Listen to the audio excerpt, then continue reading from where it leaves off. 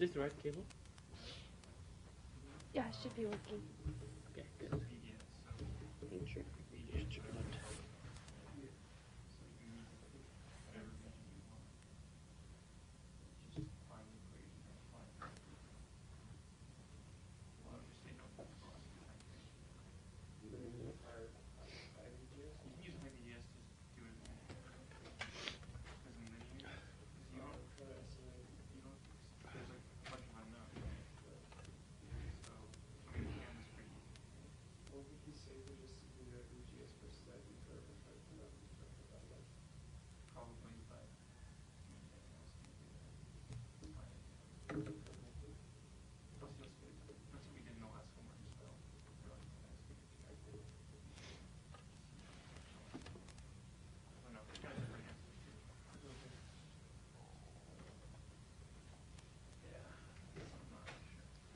I don't think that's it. Typically it's a different cable. It's a blue cable, I think.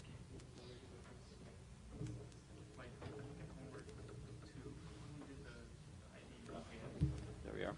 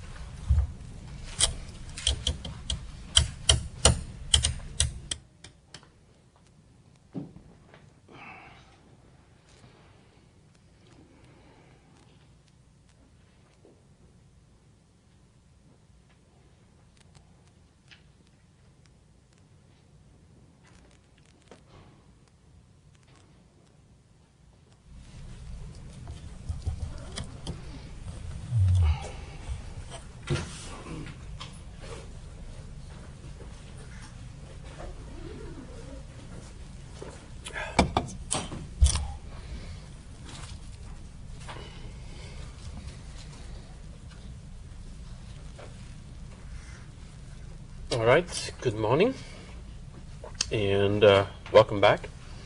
First of all, I would like to apologize a little bit for the disruptions we've gone through for the last couple of weeks. These were things which are a little bit beyond my control, but I think things should be getting back to normal now. With the only exception that while being on the plane all the time, I also caught a massive flu right now, no, a cold, so I'm going to try to make sure I can make it through the lecture today. Anyhow, that's going to go away.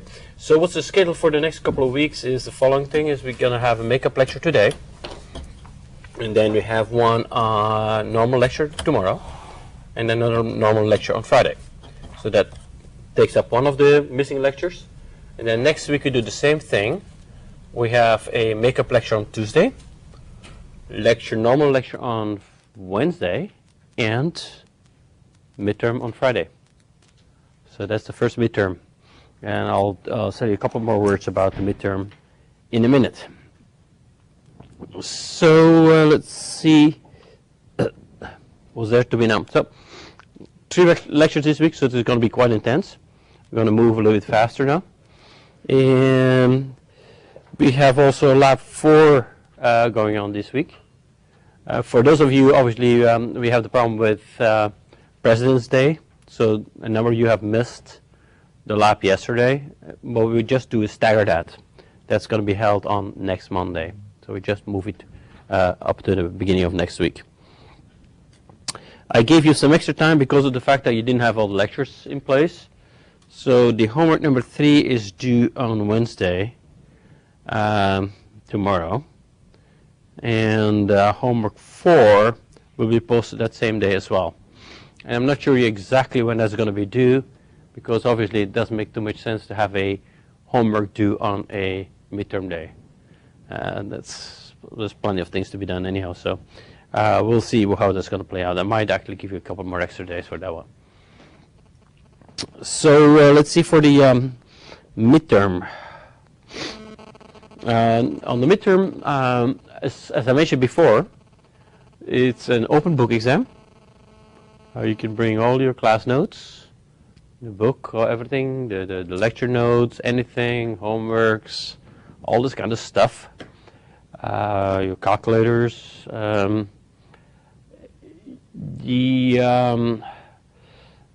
exam itself is going to be kind of very much focused towards understanding. So rather than basically doing verbatim what you've done before, there's going to be slight twists to the problem you've done in the homework before. So it just make you think about what would happen if I put a transistor like this or that, and so on and so forth. So my recommendation typically for a midterm is, I see people sitting there with a pile of paper like this.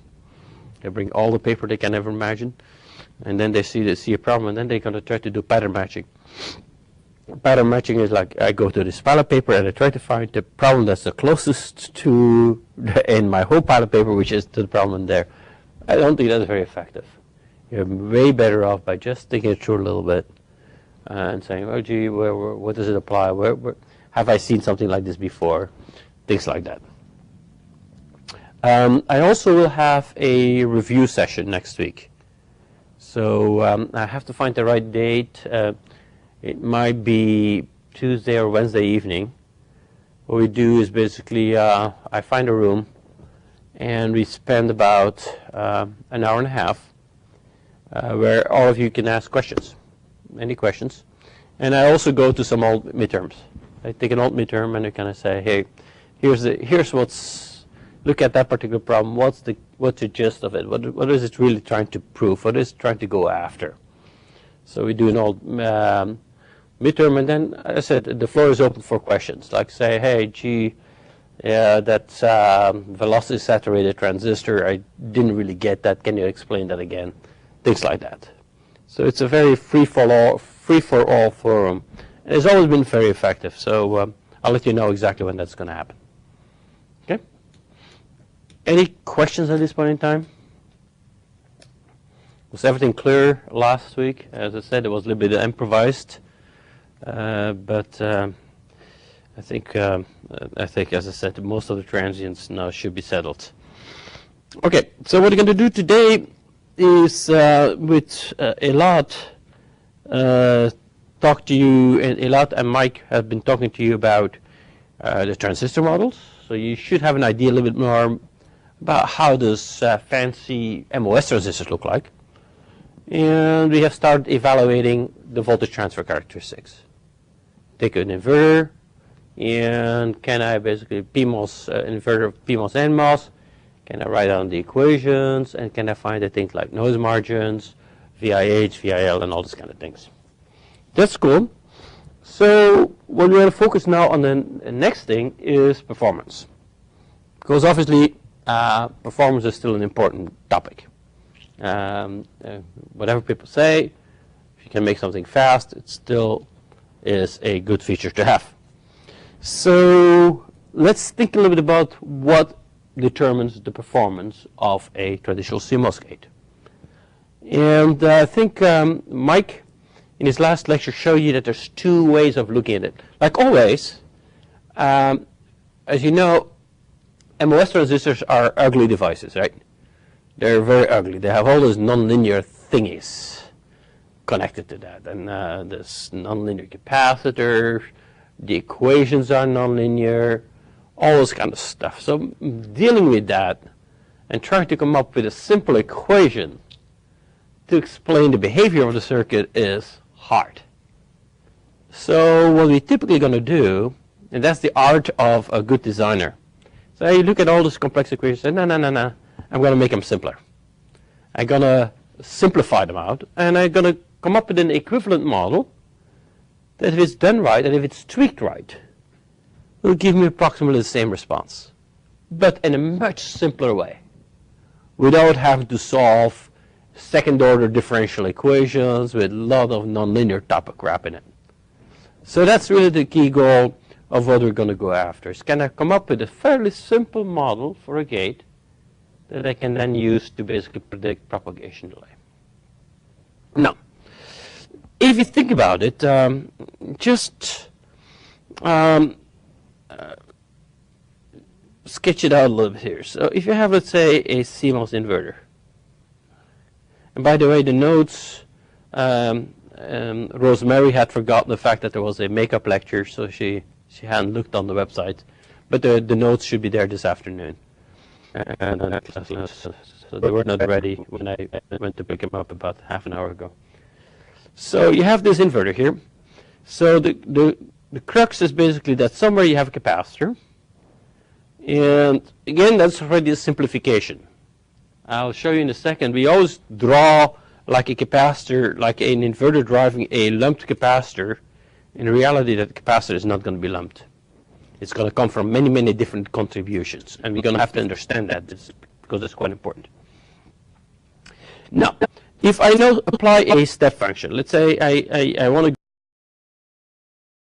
I basically apply a step function at the input, so the output is going to go from high to low. Okay? What's going to happen? Well, if you look at this NMOS inverter, the PMOS turns off right away. Correct? If I do this step function, the PMOS turns off, so we have basically the NMOS device being on. And if you look at the current characteristic of that NMOS device, the VGS is going to be fixed. The VGS is actually equal to VDD at the input. So in reality, we see that the current through the NMOS, this is ID NMOS, and this is really V out, is following approximately this characteristic. Right? This is for VGS is equal to VDD. So we start here. When you start applying the input, the output is going to be high. Right? And then we're going to start discharging the capacitor along this path. Okay? Till we basically get to the ground. That's the trajectory that this NMOS transistor will follow, because the VGS is basically fixed to VDD. So we sit here. Now, one thing you have to remember is that if you look at propagation delay, the only part of the curve we're really worried about is the part between VDD and VDD over 2. Right? That's the definition of the propagation delay. So here's VDD. Here's somewhere VDD over 2. So you can see that the current through the NMOS transistor in that period is going to be almost flat. Right? It's not completely flat. There's some body effect. There's some body channeling modulation effect, which is the gamma factor. But overall, you can assume that this is almost a flat curve. Or in other words, it's a current source. You can assume that in the earlier phases of the discharge process of your capacitor, you're going to have a capacitor discharged by a current source. And the value of that current source is the ID sat of this transistor. The current, the saturation current for VGS equal to VDD. And if you know that, then for me computing the propagation delay is trivial. Right? Because we know that if you look at this circuit here, you know that I is equal to CL times dV dt. That's a good old equation. I can change that a little bit. So what is dt? If I want to basically have the propagation delay, Tp is going to be equal to CL times dV. dV is VDD over 2 over ID set. Right? And I have my propagation delay. So that's one way of looking at it. I just assume, hey, what is going to be the current source that I need to have? And I have my capacitance. I know it's VDD over 2. And bingo, we're basically there. Okay? So that's, I think Mike discussed this briefly at the end of last class. And here's the equation, the same thing that I just showed you.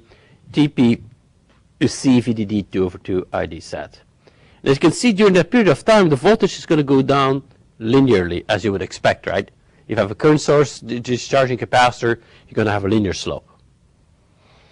Okay? Now, that's not entirely correct, because it assumed that my current is flat in the saturation region. And that's not really true. We have some body effect. But the body effect, not body effect, the channel length modulation. Channel length modulation, what that does is basically add some resistance. Okay? So you can actually model this by adding a parallel resistor in this network that's modeled by the 1 over gamma factor, as we show here. So this is a little bit more sophisticated model, not much more complex. The other one is actually quite good already, but this is going to give you a little bit more accuracy. And here you see that the propagation delay is still going to be C VDD over 2 ID set, but we get one extra factor, which is 1 plus lambda VDD, where lambda basically is your channel modulation factor. Okay? Fairly handy equation. Once you have that, basically, once I know lambda and I know the ID set, I can predict the propagation delay. If, however, if and only if I know that value of that C. And that's it's going to be a different ball game, because C, it looks nice, right? I just, okay, I would just put a C there at the output. But you will see in a minute that C is far more complex than you might think. There's a lot of sources for that capacitance. It comes from everywhere. And it's, again, nonlinear. Okay? So that's what a lot of people do. They like to use this kind of current source model to model propagation delay. However, if you look in the textbook, we follow a somewhat different approach. There's two ways of looking at the propagation delay of the gate. Remember when we started lecture number 2, I think, when we talked about metrics? Say another way of looking at a gate is, well, maybe I can replace my transistor not by a current source, but by a resistor, an equivalent resistor. In that case, you wouldn't have a current source discharging, but I would have a resistor discharging a capacitor. And in that case, my propagation delay is going to be 0.69 times RC, as we discussed before.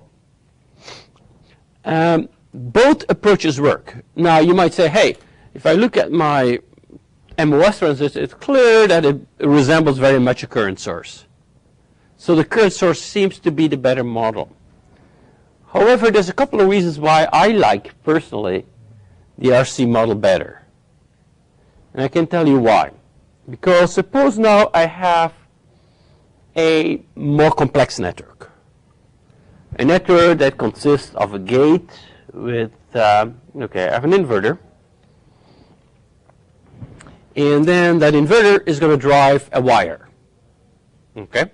Typically metal wire or something like that, or whatever it is. So now wires in themselves are also RC networks. Right? Wire has resistance, wire has capacitance. It may even have inductance. And then there's another gate that once again could be an RC network, and so on and so forth. It turns out if you end up with very complex networks, it's easier to play around with pure RC equivalent networks without current sources. And that's why I personally like to play around with RC equivalent networks. And you will notice in a minute that the difference between the two is fairly small. You can go both ways. And you can say, okay, if you like current sources, pick a current source. If you like resistive capacitive networks, pick those. It doesn't matter, because they give you approximately the same results. Let me just show you that. See, here's the discharge curve from simulated. So you have the output of your inverter, and this is time over a time constant tau of your network. So you can see that if you take the pure NMOS network, the current source, see you get a very nice linear discharge characteristic, as you would expect. It's a current source discharging a capacitor.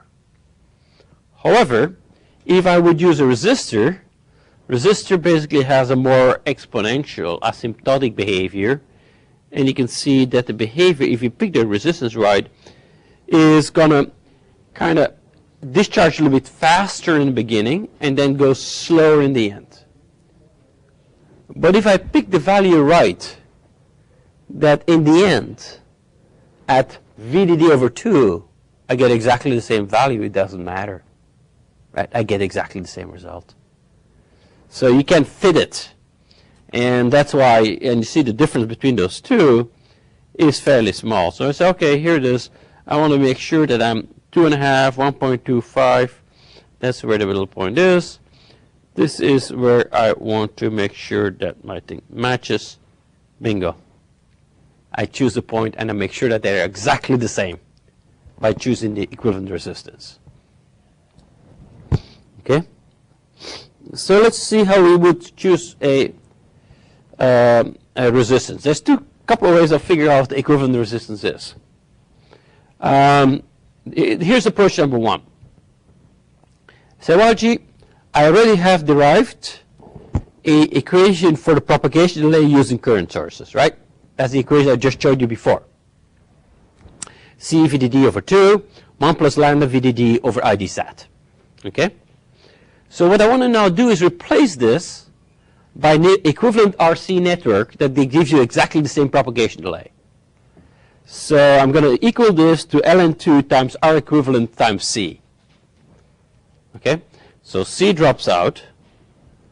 And out of this, I can compute what the equivalent resistance would be that gives me exactly the same response.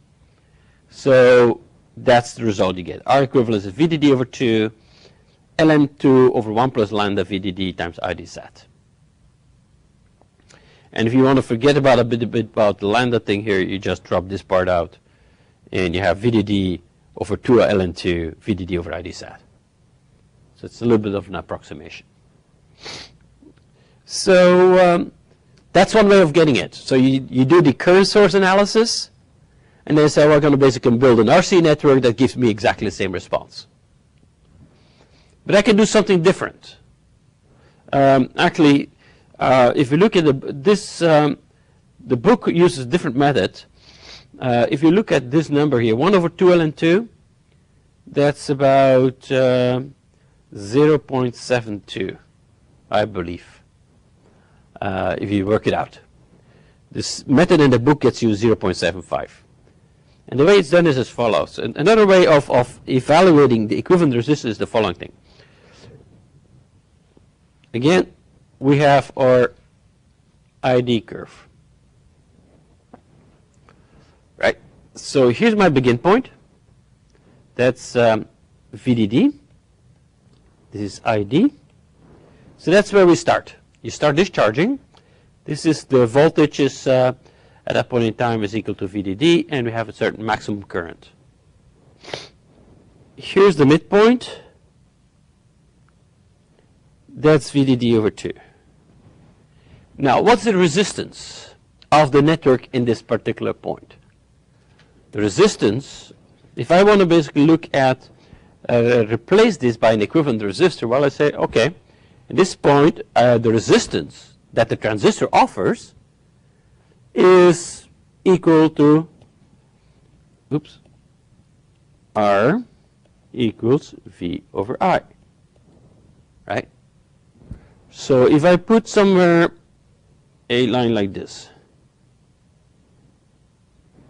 That's this angle here is the resistance that you basically see. It's V over I, right? Is the equivalent resistance of the transistor at that point in time, right? Here we see that we have a different resistance. So you might imagine that while my transistor moves through this curve here, my resistance, equivalent resistance, is going to change. Again, in a nonlinear fashion. So it's going to go to this value. So I have our begin and I have our mid. So one thing I could do now is say, well, gee, if I want to figure out, I have this transistor here, and I want to replace this by a equivalent resistor. That gives me approximately the same behavior. One thing I could do is say, well, gee, I'm going to just take the average of those two. That's one option. I take our begin, our mid, sum the two, divide by half, and you're going to get something like this thing in the middle here. Or if you want to be a little bit more sophisticated, you integrate it over this short period of time. I take the average. Instead of you just taking the begin point and the end point and divide by 2, now you just integrate over the whole period and figure out what's the equivalent resistance of this network over this complete period. It's a perfectly legit method of doing this as well. You just say, well, gee, I'm going to replace my resistor by this very nonlinear thing here, by a linear resistor, but overall, from a time constant perspective, I'm going to get very much the same result. So that's where you get to 0.75. So we get maybe a difference of about a couple of percentages, but that's okay. Because remember, we're talking hand analysis, right? We're not trying to basically make very accurate. We have SPICE for that. It's really trying to get a first order idea of how to evaluate the propagation delay of a gate. Right? So you want to have the tools in your hand to say, gee, this is this network. Can I write down a simple equation to get an idea what the impact is of this resistor, of this transistor? Should I make it bigger? Should I make it smaller? What transistor should be made bigger? Things like that. So both of them play, and both of them work quite well.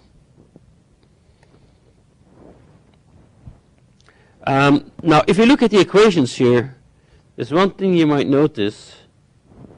If you look at this R equivalent here, you see that if VDD, the resistance is fairly flat of a gate. Just to give you a number, it's kind of interesting to know. You take a minimum size transistor, 90 nanometers, minimum size device. Any idea what approximately the equivalent resistance could look like? Would it be mega ohms? Would it be milliohms? Ohms? Any thought? It's a good thing to know, right? Because that's going to give you the first order kind of shot at, oh, I have a capacitor of 1 femtofarad, resistor is about this big, that's going to be my propagation delay. What do you think? Yeah? About 5 or 10 kilo ohms, maybe? Yeah, you're right. It's about right in that range. It's kilo ohms. For a minimum size device is 5, 10, maybe a little bit more, depends upon the technology, obviously. But yeah, you're right on. Obviously, you can make it smaller by making the transistor wider. So that's the play we can do. Right? If we make our transistor wider, we can reduce the resistor. Now, the important factor, so the size of the transistor plays, but also the supply voltage, obviously. If I have smaller supply voltages, the resistance of your device will go up. And you can see that here. If you would work it out carefully, this VDD over 2 over 1 plus lambda VDD, if you plot it out, you will see that, as I showed you in this slide here, you can see that it's initially fairly flat. Now what's happening is fairly flat resistance. It goes up slowly. But then once you get closer to the threshold voltages, then it zooms up exponentially. Resistance really goes up pretty high and becomes hundreds of kilo ohms when you basically come to below the threshold region approximately. But think about tens of kilo ohms as a good number. It's something that's going to come in handy later on. Okay? So I think from there on we already now learned how to do a first order propagation delay analysis of an inverter. But as I said, we haven't done one thing, or haven't considered one thing yet, which is very important, is the capacitors. Right, you assume so far that all the capacitances of a gate are lumped very nicely together in the output. The truth is far from that. And in order to understand that, we're going to have to look a little bit again at this 3D picture of a inverter or a transistor.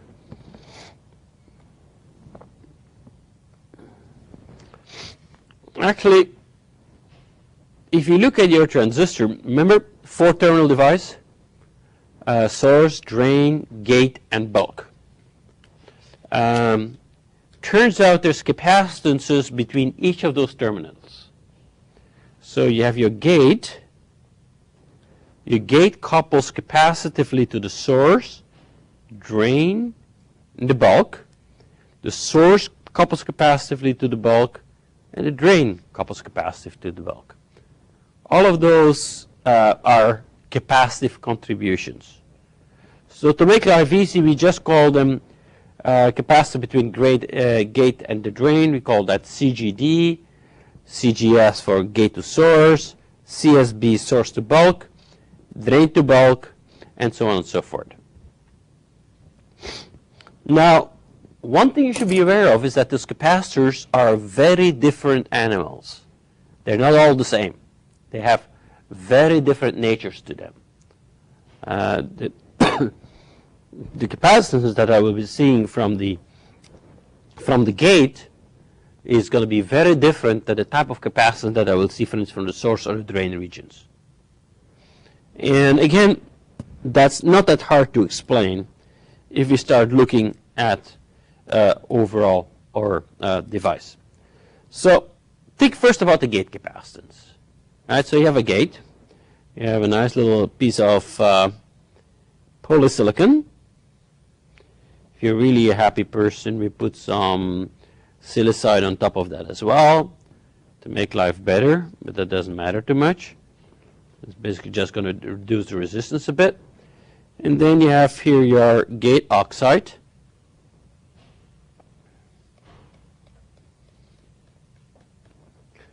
And you have your source and drain regions. Okay, so if you look at it from the gate, if I look into the gate, what do I see is really this gate oxide capacitance. Right? And the overall value is not too hard to estimate, because we know this, the size here. This is a three-dimensional, obviously. So this has a width, has a length. So the overall area of the capacitor is the width times the length of the transistor. And multiplied, so that's the area, multiplied by the capacitance per unit area, which is C-ox. And C-ox is equal to epsilon ox over T-ox, where T-ox is the thickness of our oxide is. And epsilon ox is the permittivity of the material. Okay? So that's the gate capacitance. So from looking in the gate, that's quite straightforward. However, there's a much more complex question that comes up right away. It says, yeah, that I can see that if I look at the gate, that's what I see there, but where does that capacitance connect to? Right? I have this big connector here. I basically can see here, I see this capacitance in here, but where is the other terminal of my capacitor? Is it at the source? Is it at the drain? Or is it at the bulk? And does it vary? And the answer is, it does vary. It varies actually quite substantially. One second, let me turn that thing off.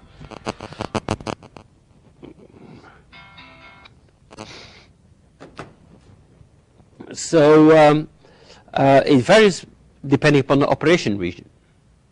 Let me start with a very simple case.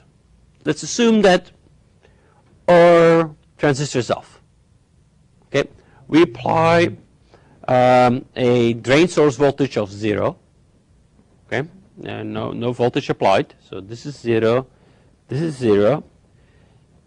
And we apply a very negative value at the gate. Make it very negative. What's going to happen? Any idea? So you have a transistor like this one here. Drain and source are at 0, so there's no, and we turn the transistor off very heavily, so we make VG very negative. What's going to happen? What do you think the overall capacitance is going to look like, and where will it go?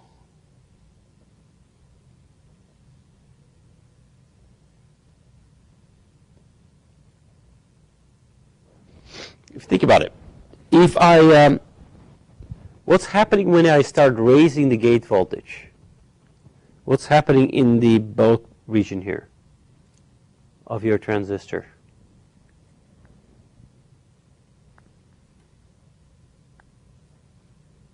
What will cause a transistor ultimately to turn on? 130, 105. Yeah, well, strong inversion, right? At some point in time, we'll get strong inversion. But before you get strong inversion, what's happening?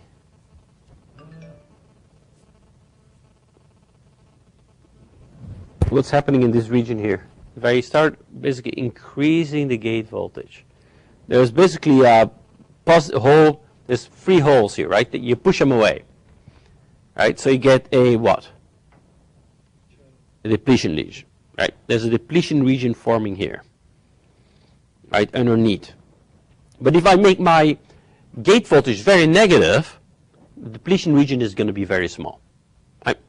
So the total capacitance that you will see between, obviously the drain and source are not even connected, so we will see between gate and bulk, we will see a capacitance which is going to be equal to WL times Cox. Right, total capacitance. But then you start raising that gate voltage. You bring it up. Now depletion region starts adding. Now depletion region has capacitance to it as well, right? It's an insulating region.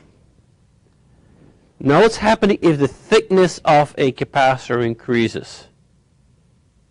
What's happening with the overall capacitance?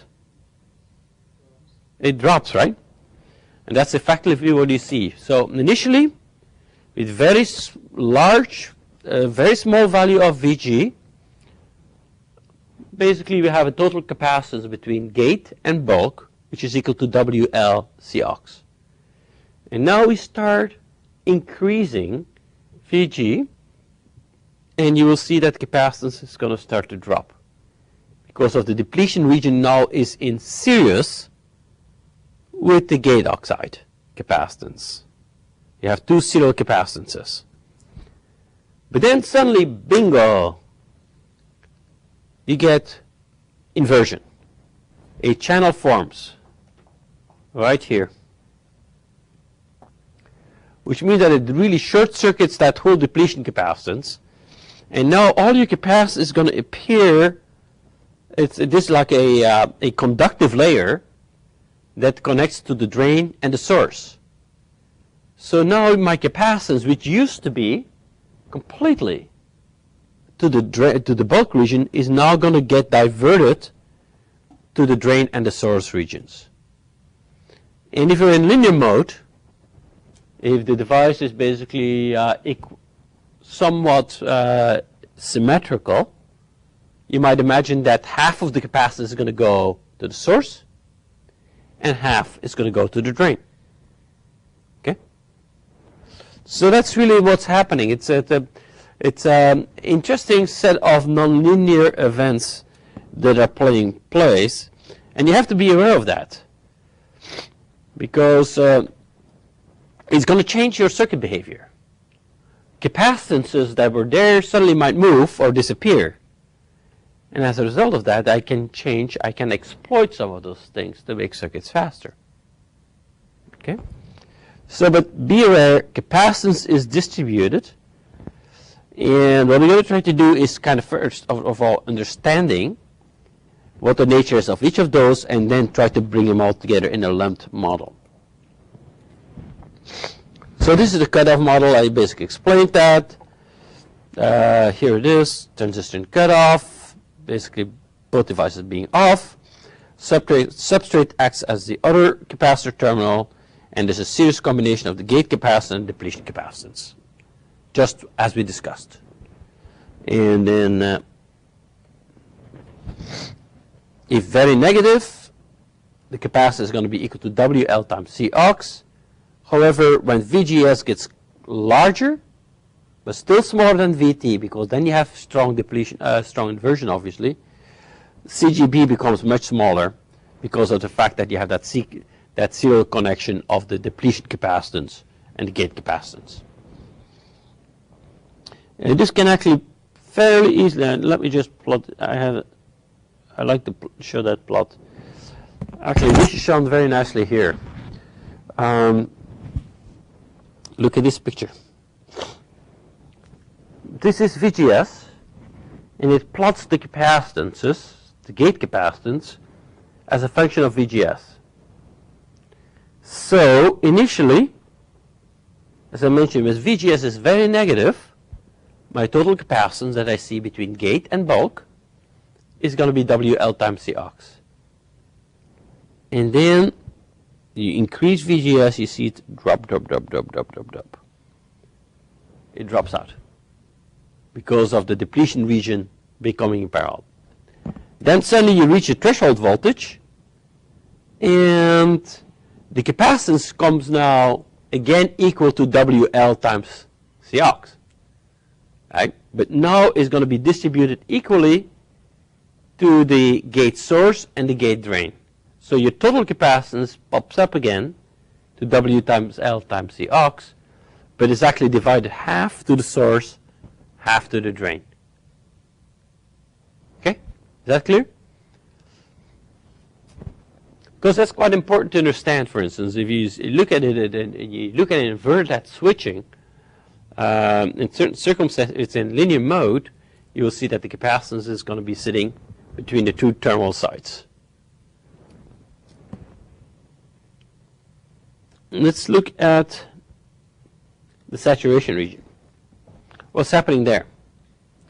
So now suppose I'm say, well, gee, I'm going to now not keeping VDS 0 anymore, but I'm going to increase VDS.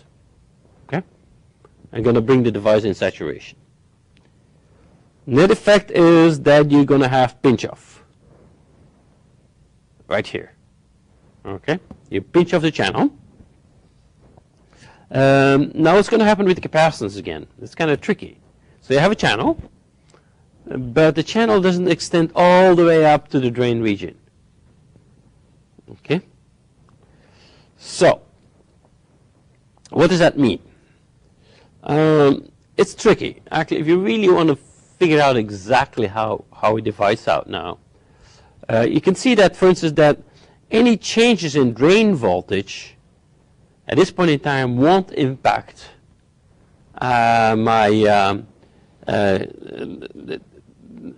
the impact of the drain region here will basically just change a little bit the channel length modulation factor. That's all it does, right? Remember the channel length modulation? It will move that point a little bit back and forth. But from a capacitor perspective, it won't do very much at all. Actually, this is something you have to take with I would say with some trust. You can analyze it fairly completely and more detailed fashion. But what's happening under those circumstances is that all the capacitance WL over Cox is now going to be connected to the source, and there will be no capacitance to the drain because it's disconnected, right? So there's no connection between the channel and the drain. Now, you would expect then this, the gate source capacitance, to be equal to WL times Cox.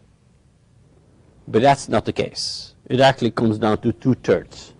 And that's where you have to have this level of trust. If you really work it out, as I'm pretty sure you've done in 130, you will come up with that 2/3 number. But it's something to remember. So it's kind of interesting, right? If you now have like a device like this, a NMOS transistor, where we are in saturation mode, the gate to drain capacitance, this one here, is in saturation mode, is going to be equal to 0.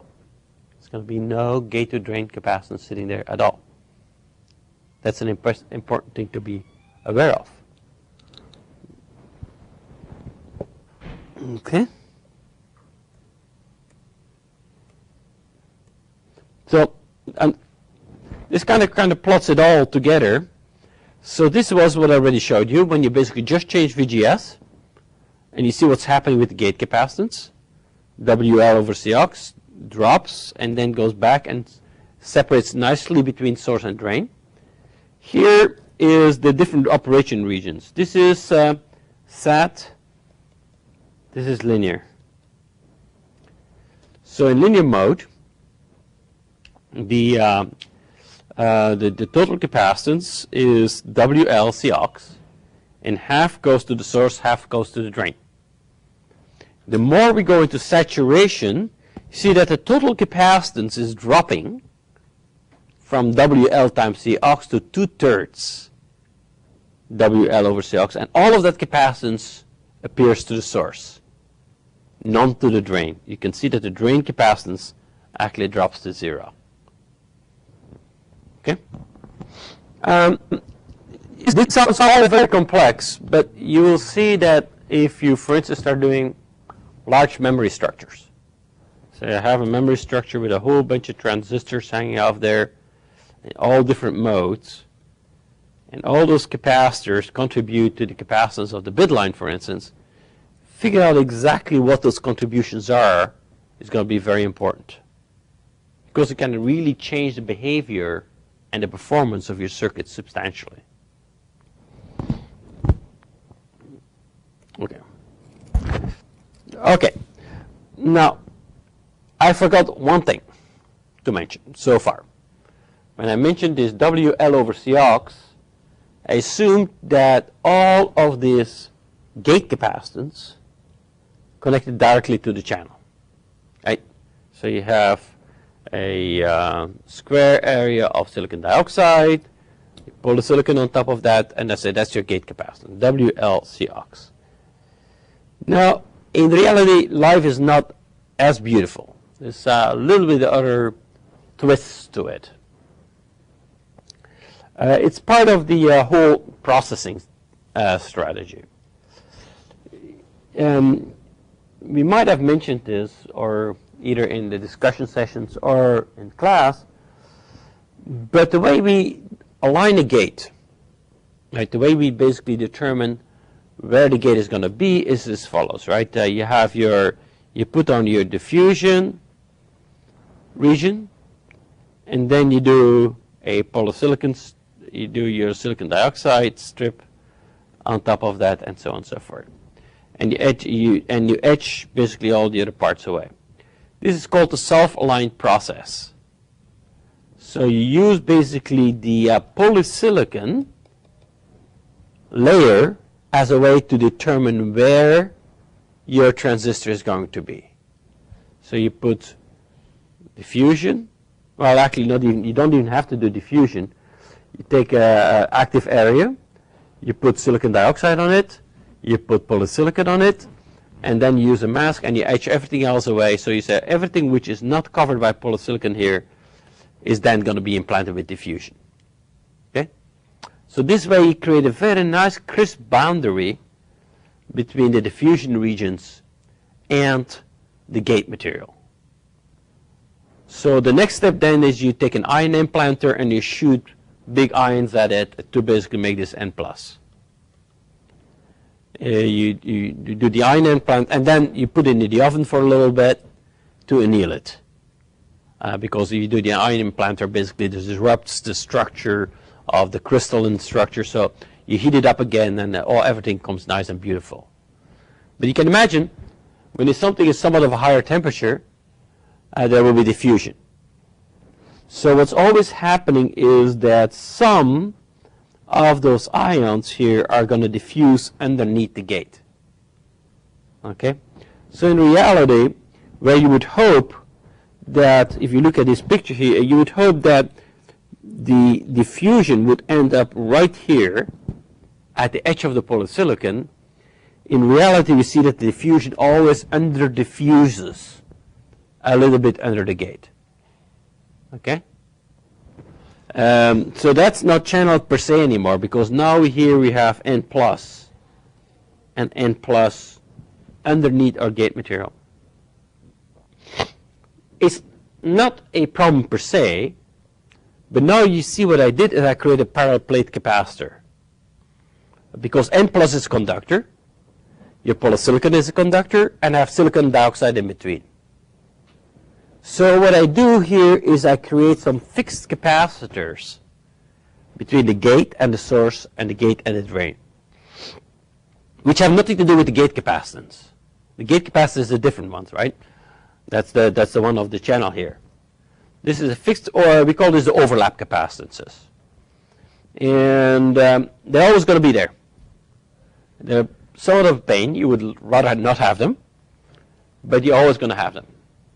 And it's fairly easy to compute them if you know how much the under diffusion is, XD, and you know basically what the width of your transistor is. W times XD times the aux gives you that particular capacitance. And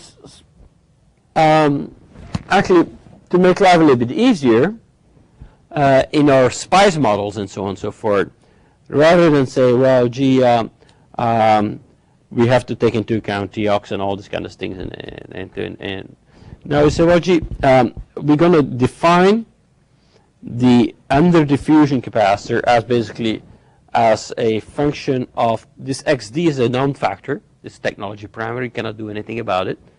So we're going to give you a overlap capacitance, and the only thing you have to do is multiply with the width of the transistor, and you get the number. So that's a typical parameter that comes in. But don't forget it. It's always going to be there. It's always a parameter that basically sticks there. So you have your transistor. If you go way back,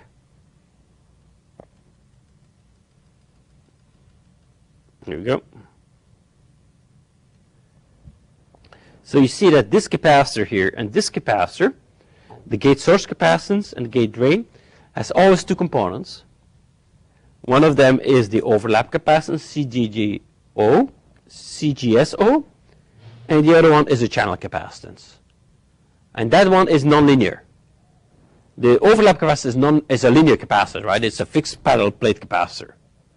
But this one is nonlinear, depends upon if the transistor is in linear mode, saturation mode. It's going to vary. Right? Okay. That's the gate capacitance. That's really looking into the gate of your transistor. But that's not sufficient, because there's some more capacitors in our device. And again, I think it's going to be helpful if you look at it in a somewhat more. Oh, there's one more I forgot. Something that basically was not very important in the past, but is getting very important today. In the good old days, transistors used to be big, right? Huge, big thingies, right? And oxide thicknesses and things like that were all kind of small. So you could almost see things like a very flat structure. But now, with dimension shrinking, what hasn't shrunk as much is the thickness of the materials, like the polysilicon. For instance, you look here at your polysilicon. If you want to keep the resistance of that polysilicon somewhat decent, if you keep on making it narrower and narrower and narrower and flatter, the resistance is going to go up high. All right, so what we do is we shrink all other dimensions, but the vertical dimensions don't go as fast. And you'll see that's also in the metallization structure, for instance. Today, in the past, wires on a chip used to be like this. Today, wires on a chip are like that. Okay? Interesting thing. Now, you can imagine if I have a piece of material like this. It's getting steeper and steeper and higher. Typically, we always consider the capacitance of this end. But if you have a wire sits like this, there probably will be electrostatic field lines, a certain voltage, and there's a certain voltage here. There will be electrostatic field lines that basically connect those to the sides of my gate material to, let's say, my source or my drain. Right? And at capacitance as a result of that. We call this fringing fields or fringing capacitances. So fringing capacitance starts to become an issue as well in the gate capacitance. That the fact is that, hey, things are really becoming more and more vertical. And we'll see the same thing with interconnect. When we look at wires, it's not sufficient to look anymore at the wires as, hey, it's a wire above ground, and that's my capacitance. Now, the capacitance between wires, like this, is going to become important as well. Okay, so fringing capacitance, something, remember that for a bit? We'll come back to that later.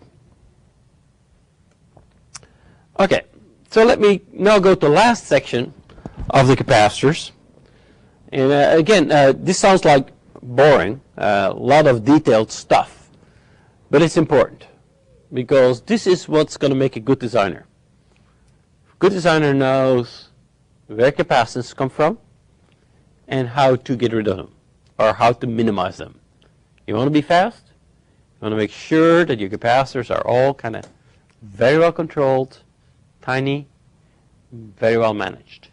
So understanding the nature of those things is going to help you a lot in making good designs. So here's another perspective of a transistor. So you have your gate, polysilicon, and your source and drain region, which is an implanted region.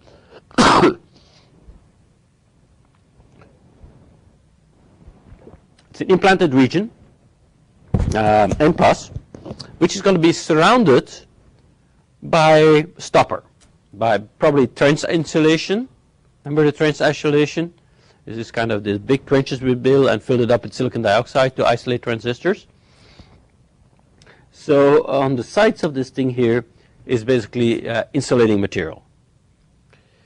So if you look now at the source, at this, first look at the bottom end of this device here. It's probably worthwhile to draw it out a bit more in detail. So this is your source, it's N+, is in P region. Your channel, N+, and here's your oxide, right? This is a diode. Right? So we have a source to bulk diode and a drain to bulk diode. And obviously, for a transistor, these diodes better be reverse biased. You don't have them forward biased, otherwise you would have big trouble. So we're going to reverse bias them.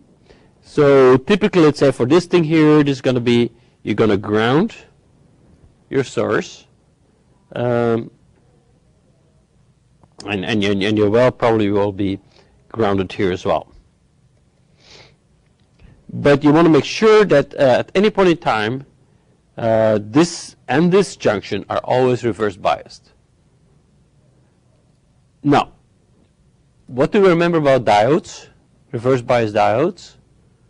Again, 105 material. Any things that still strike? It's a long time ago, it's years ago, right? Do diodes have capacitances? Yes, they do, right? It's depletion region again, right? So if you have a reverse bias diode, I have a depletion region in between, which acts as a capacitor. And a very nonlinear capacitant at that, right? It's a capacitor that basically, I think you must recall this curve. Just here's the diode, and you look at the capacitance of the diode, and it goes something like this. Right, so it basically, if you have a very reverse bias, the capacitor goes smaller. Depletion region is narrow. Is wider, and then here's this is VD, the voltage of the diode, and that's the capacitor. So you have a nonlinear capacitor. So that's pretty annoying, because now we have a source and a drain region that have a capacitance between source and bulk, or drain and bulk. That's again nonlinear. It's going to change depending upon the value of the voltage I'm going to have sitting on there. Now most of the time for the source that might not matter, but for the drain it might matter, because the source might be grounded all the time. Like say in an NMOS device, the source might be always to ground, but the drain goes up and down and up and down. So the capacitance you're going to see there is going to change in a nonlinear fashion. That's, again, very annoying. And it's not something I like. It's too hard. I cannot handle it. So we're going to do the same old trick again. So now, gee, if something is hard, let's make it simple. Let's make it simple. Can we come up with something which is nonlinear, and can we replace it with something is linear, but overall has the same effect in terms of charge displacement? Right? Can we linearize those junction capacitances? If you could do that, then things become a lot easier.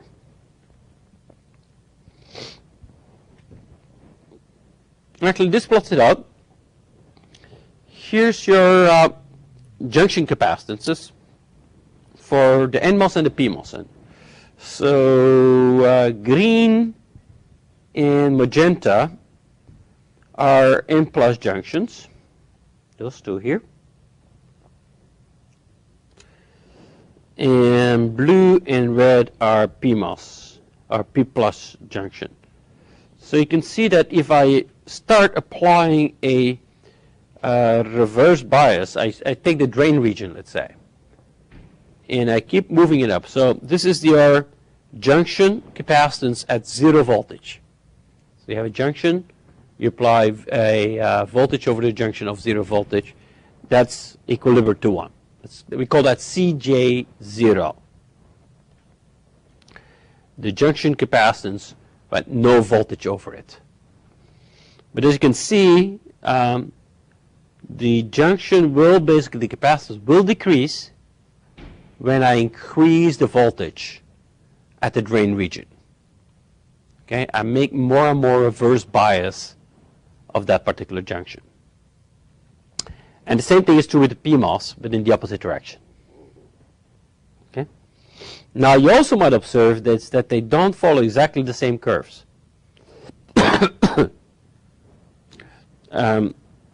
The purple one, you have the green curve is what we call the junction area, and the purple one is the junction parameter. Let me go back to that. I haven't explained that yet. Most of the junction region is obviously here at the bottom. This is the bottom plate capacitance. So you have your drain region. That's going to be equal to the width of your transistor times the length of your drain or source region. Right? That determines the area here.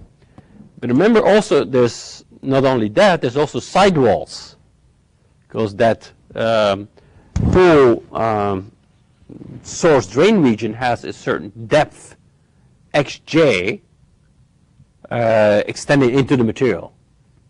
And that's surrounded by some stopper junctions. What they do is actually, I mentioned this trench insulation, but in order to basically make the insulation even better, they very often put P plus around that. If you have your trench, you basically put P plus material there.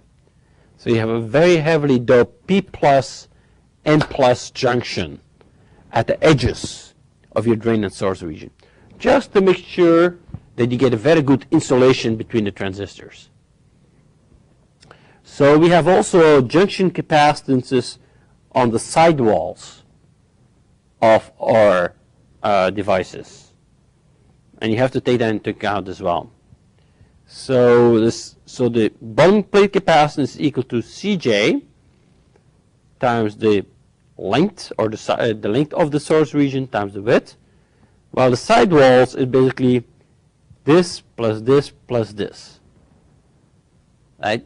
It's basically 2 times Ls plus W times your sidewall capacitance.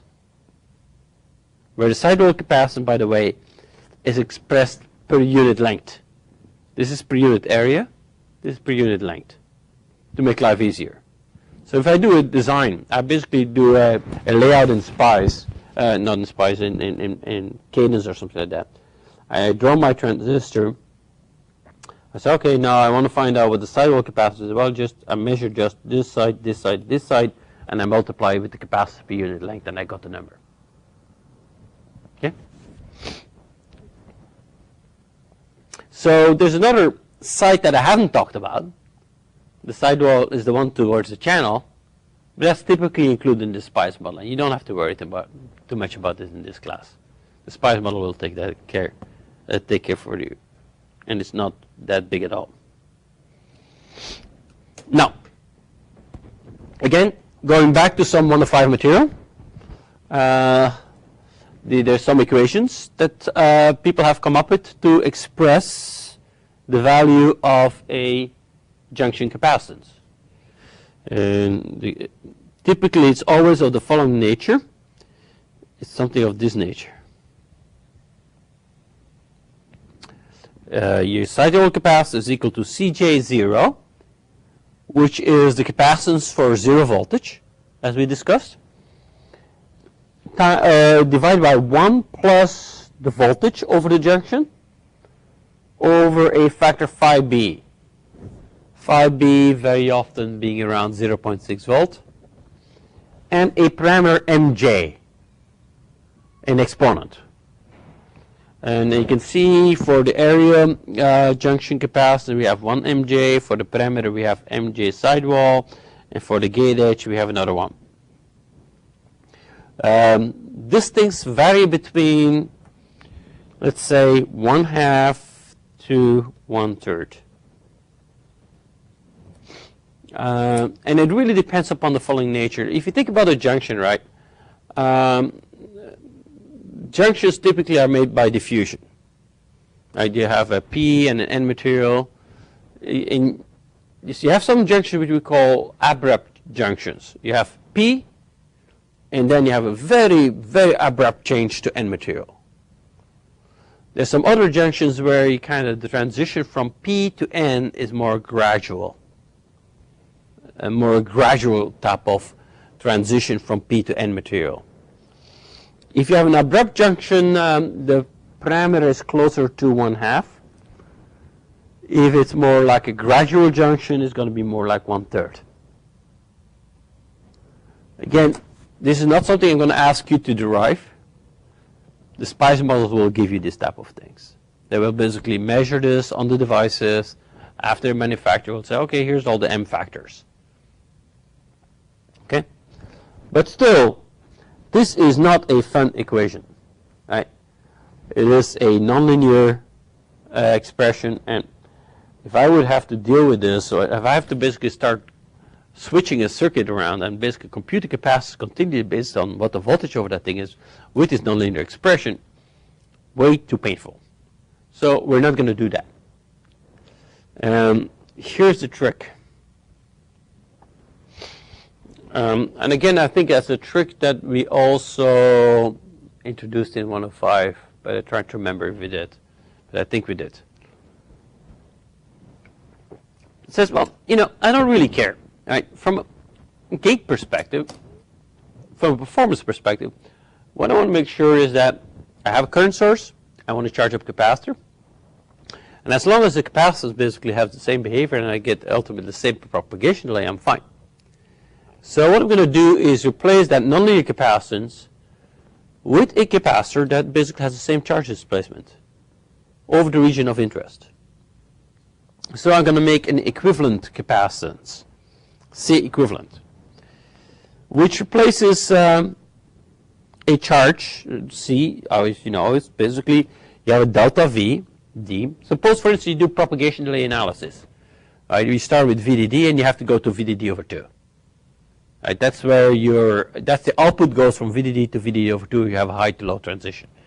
So V high would be VDD and V low would be VDD over 2. And what we're going to do is say, okay, what's the charge at the high point, the charge at the low point?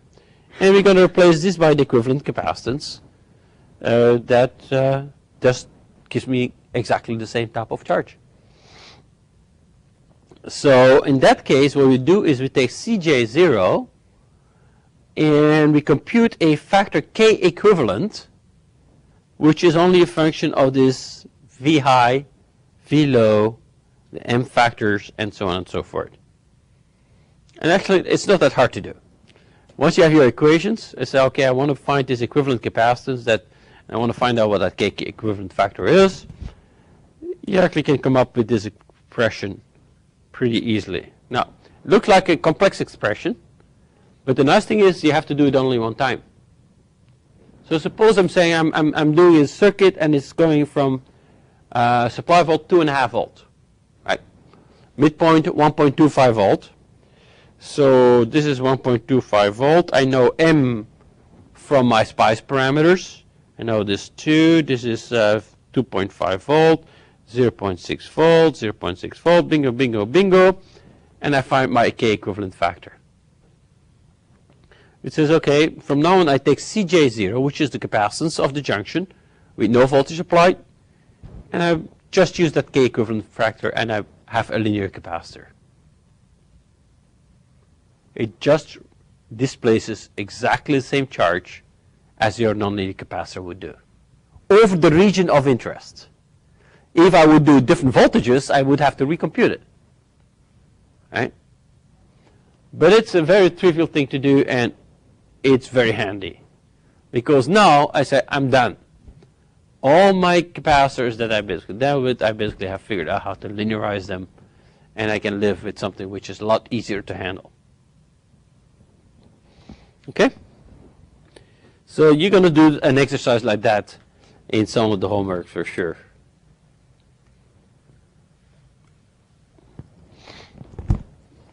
So here's the whole summary of overall capacitances in a MOS device. So you have gate channel capacitance.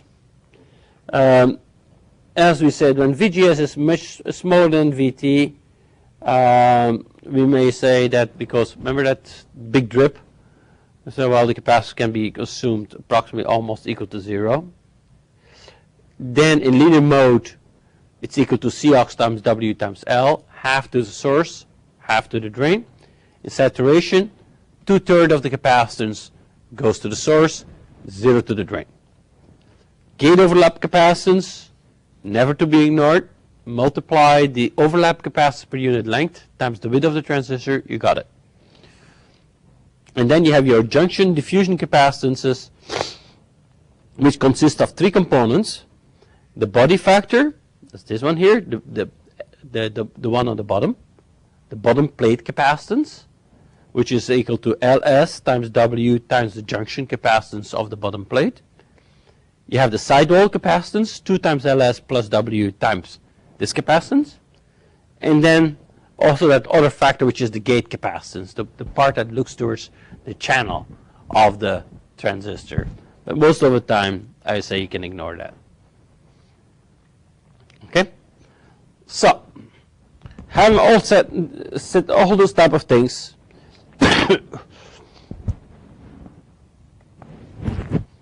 what can we do with this now? Well, these are some numbers here, but that's just for interest. So here we are now. We have to start thinking about applying this to a real inverter.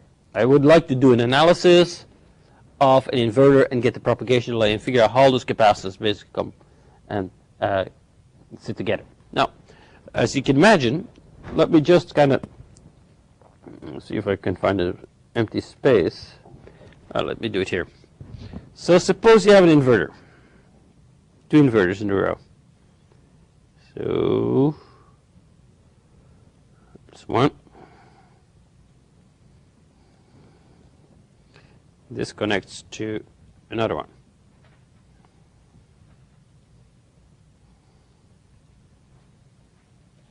There we go. So now I would like to compute the propagation delay of this guy. And this could be a fan out of 1, fan out of 4, doesn't really matter, right? You could have a number of fan outs there. So how do I go ahead now and take all those different capacitive contributions? I could basically, as you might imagine, I'm going to have a capacitance from here to here.